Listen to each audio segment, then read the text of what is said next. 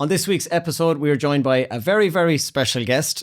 A few people around the town told me there's a few local legends I need to go and interview. And I'm very glad to have Mr. Ted Smith of Barton Smiths.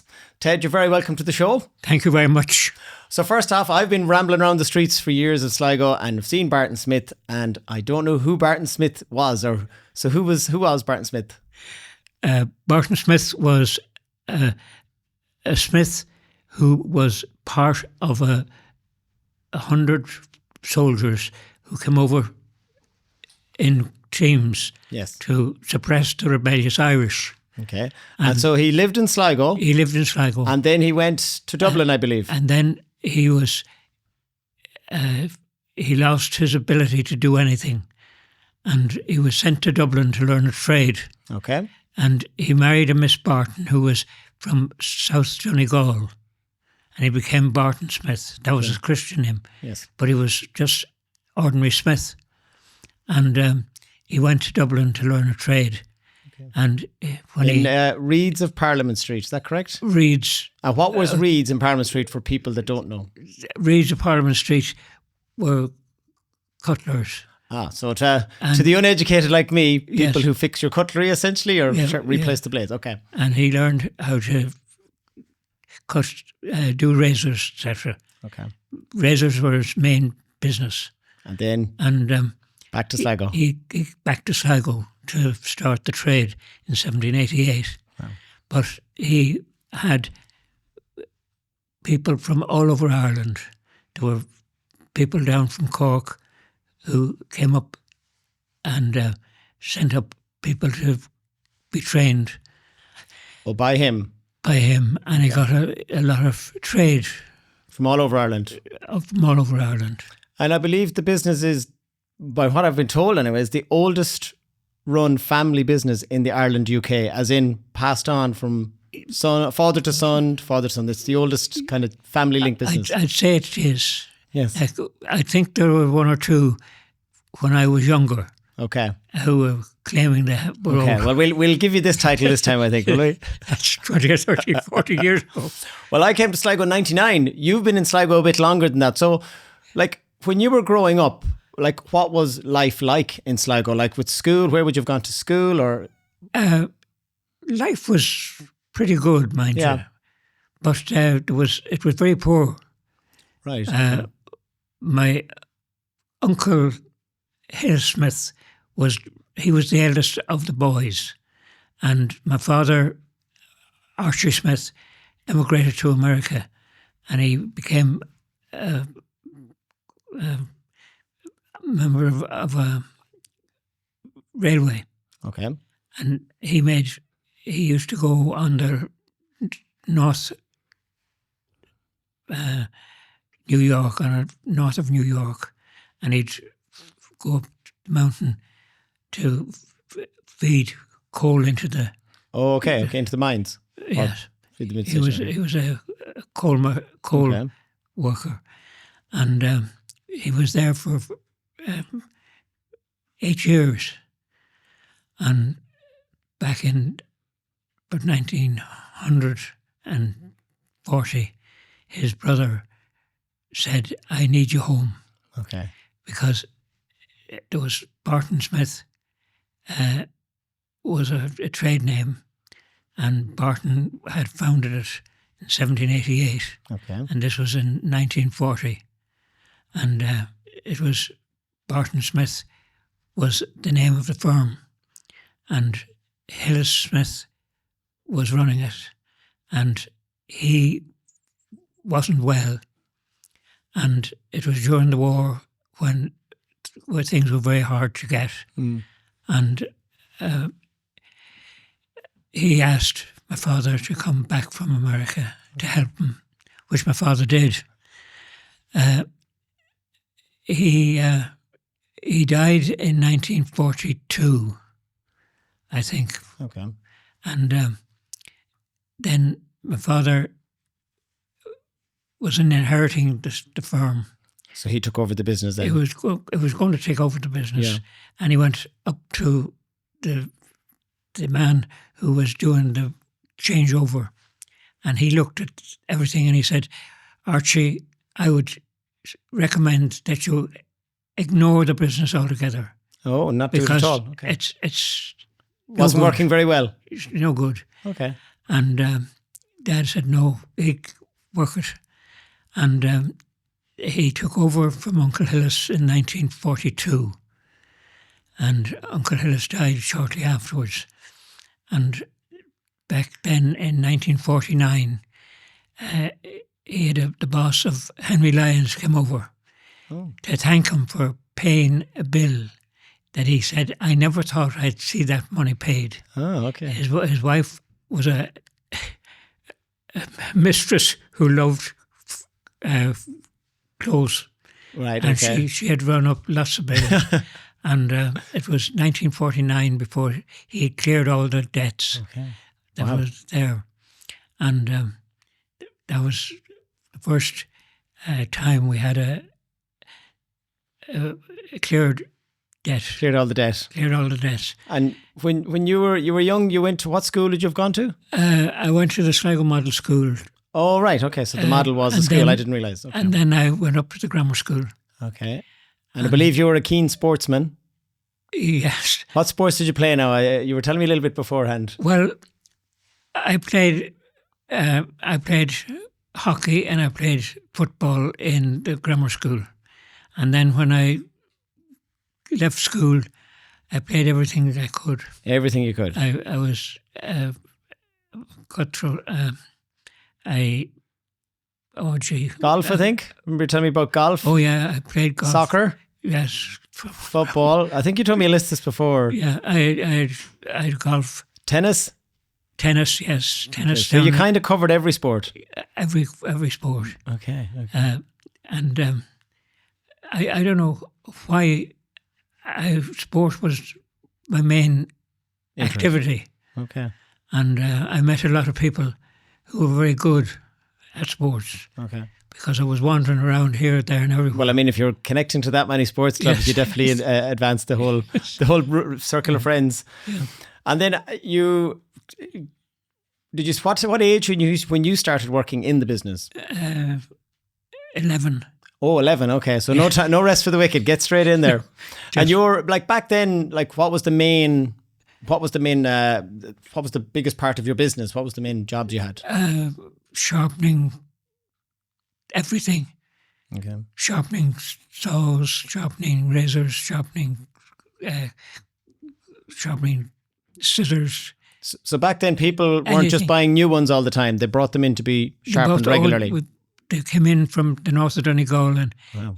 we had people up in Cork who used to post them up. Wow. And it was normal to have them coming in by post.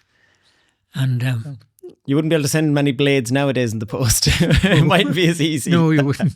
And you were telling me about the butchers. You all the butchers in town would bring their blades. Well, all the butchers in town sent out their saws and their knives and everything that they needed.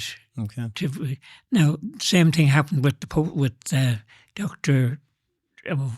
He was In the hospital. in the hospital. Yes. And he would send down the knives they used for The amputations. amputations, everything. That was a different kind of blade. Did you have to get that really good? Did you have to get that right? It was a different type of work.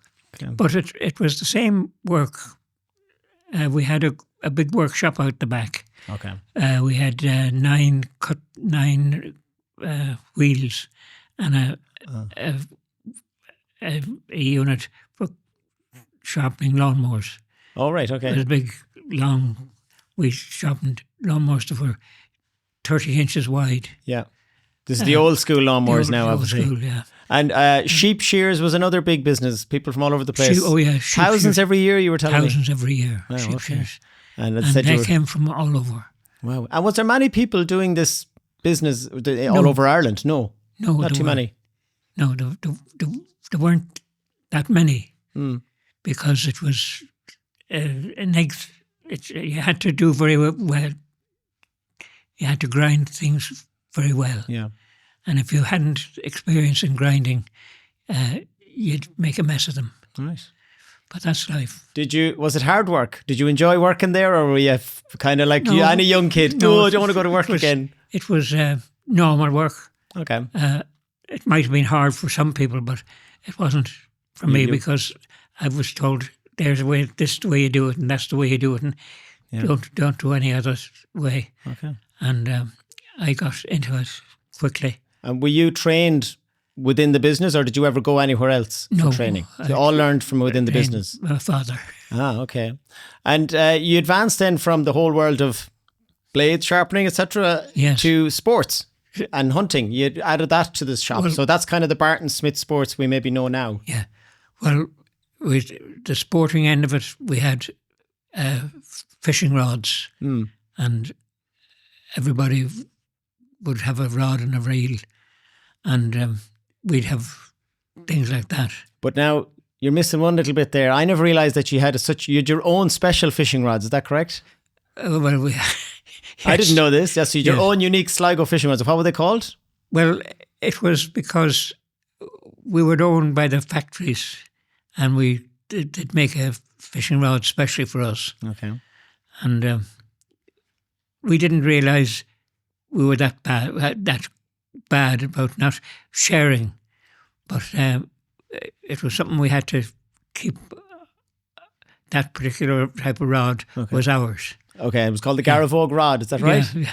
And now, just to go back a little bit, or maybe I'm not going back. At what point did you start meeting your lovely wife, Hilary? She came to work in the Sligo Grammar School. Okay. And I had been doing a line with a whole lot of girls. Well, we might have to cut that out now, Ted. Hold on a second now. And that's a promo clip there, anyway. She was attractive. Okay, lovely. And I met her. I called into the grammar school and made an appointment to meet her. And everybody gave me lots of help. Advice, is it? Yeah, advice. Okay, what kind of advice were you getting now? Oh, she's a good girl. Can't disclose that. That'll be good. That'll be good. And I think we were going about 6 months or more when I invited her to be my wife. Wow, no hanging around with you, Ted. No hanging around. Huh?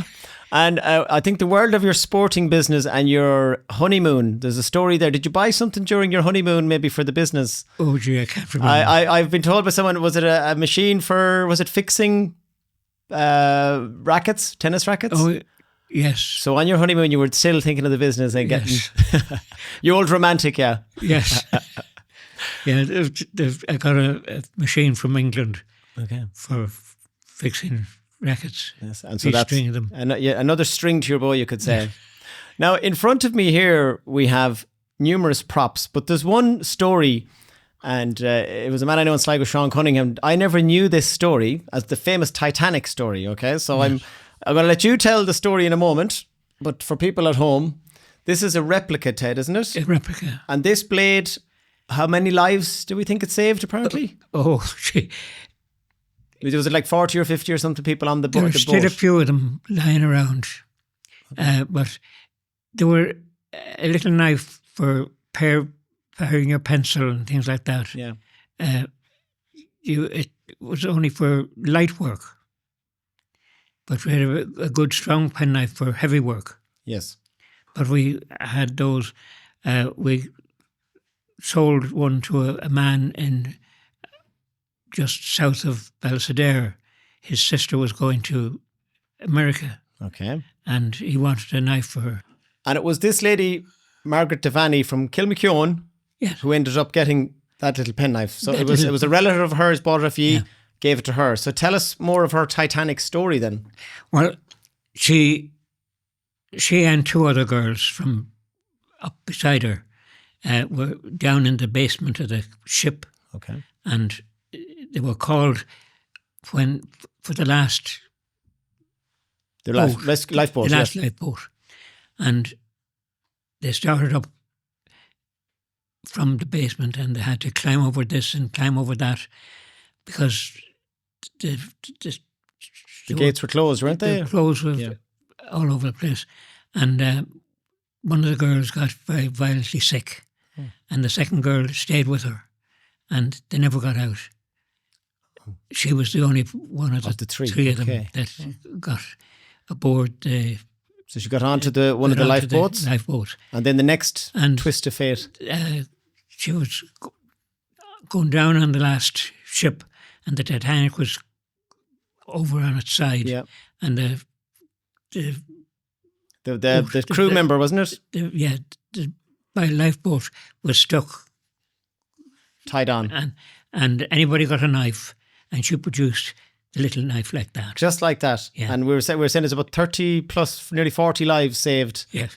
Only for this. 38 lives. 38. Isn't that fascinating? Yeah. And it came from Sligo. Wow. It was on display in America when my father was there. Oh, okay. But he never realised it. And it was from, they said it was Barclay and Smith. Oh, right. Because they couldn't read Barton Smith. Okay. And you met the lady then later. Did she come to visit Sligo, Margaret? She came up to Sligo in the late 40s. Okay. She was living out. She married somebody and took the name. Okay. Because she was living out near Texas. Okay. And she came over on holidays and called into the shop. Wow. Well, that must have been a unique moment to meet someone with that story, to know what she had done. Like, it was indeed amazing. And someone was saying there, her grandchildren visited recently into the shop. David, your son, was telling me, and they said, well, without that knife, we wouldn't be here possibly. So it just showed you how the story continued. It does. Another few of the tools that we use that you have here, I'm going to show them on the camera as best I can. So this is a real fancy razor now. This isn't your ordinary one. Most people would have had, and this was a lot of your work was sharpening or replacing blades on cutthroat razors like this. Yeah. Or like on pen knives like that. Yeah. But this is a real special That's set. a special razor. So you have obviously looks like one of the modern razors now. But this was a person who's like, I like a fresh blade every day. So I don't know, you probably can't see, but every day is inscribed. Monday, Tuesday, Wednesday on the back of them. Yeah, I can just see it here. And they would just change that every day. So and so they were made as well. That was something you would have made in the shop. No, we bought those. Bought them, but you sharpened them for people from England. Oh, okay. Yeah. Wow, it's just amazing the level of people. And then also these little tools. Yes. What were they for then? They're for engraving a coffin plate. Now, I hear you were a busy man on the golf course one day. And what happened? I was out playing golf in a 4-ball. Yes. Two ball, 4-ball, myself and another man, and two more, and we're playing in the morning, and we'd play in the afternoon again. It was Christmas Eve or something like that. All right. And when we came in at the end of our first round, we had two men from Sligo. One was Fred Crawford, and the other was another man like Fred Crawford. I can't remember his name now. Okay. And they were there and they said, we need you to do a coffin plate for us. And they brought me into town, and I engraved the coffin plate.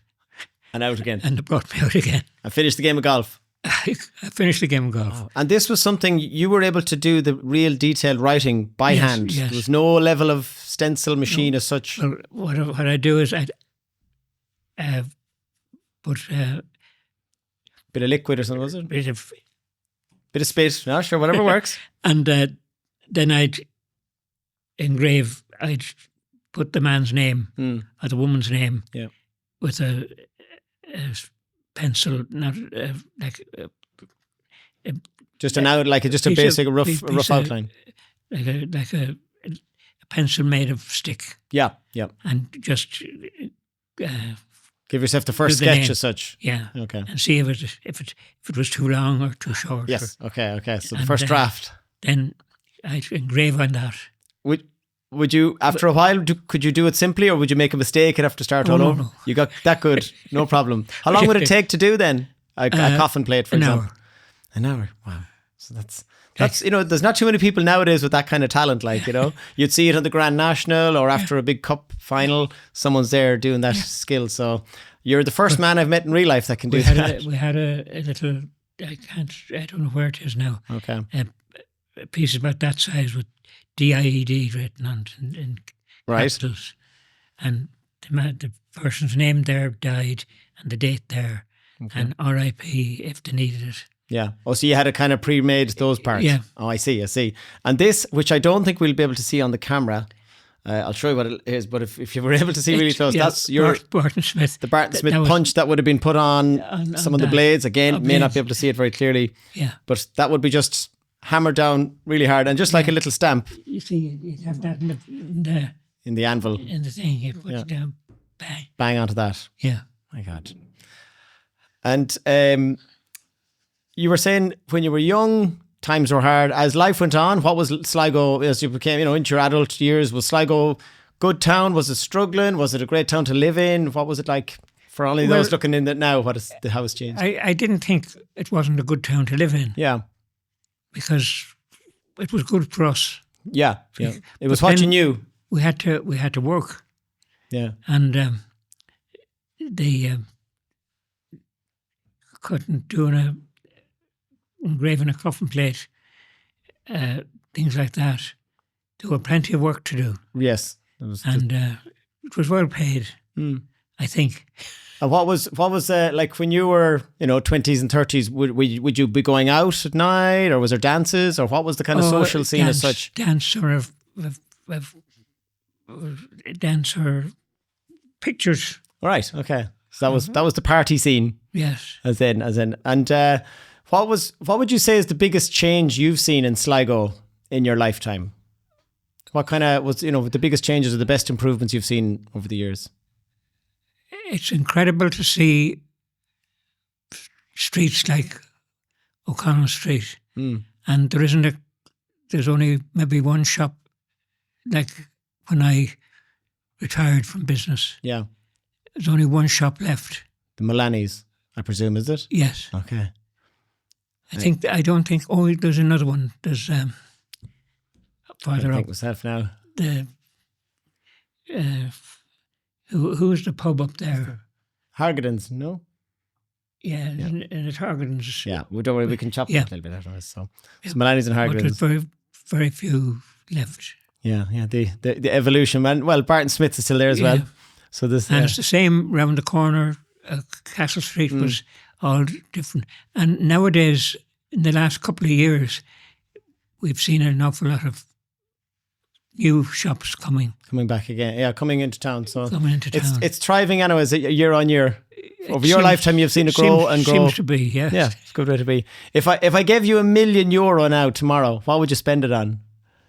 I have no idea. You might have a different attitude now to a 21-year-old. Would you buy a big yacht? Would you go on holidays? Would you give it to Sligo Rovers, maybe?